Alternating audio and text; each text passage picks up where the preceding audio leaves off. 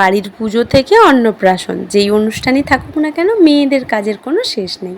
সকালের ব্রেকফাস্ট খাচ্ছিলাম এই যে চা আর এই বিস্কুটটার সাথে।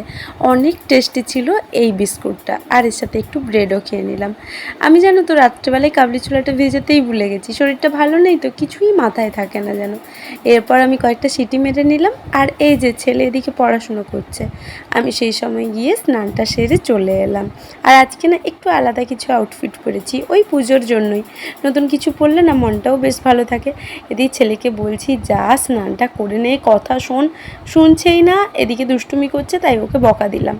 এরপর ছাদে চলে এলাম। দেখো মেঘ আকাশ সব দেখে মনেই হচ্ছে পুজো তো চলেই এলো।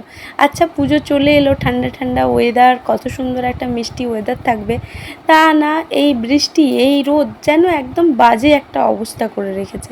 যাই হোক পনিরগুলো কেটে নিলাম, ওই যে তরকারি হবে যে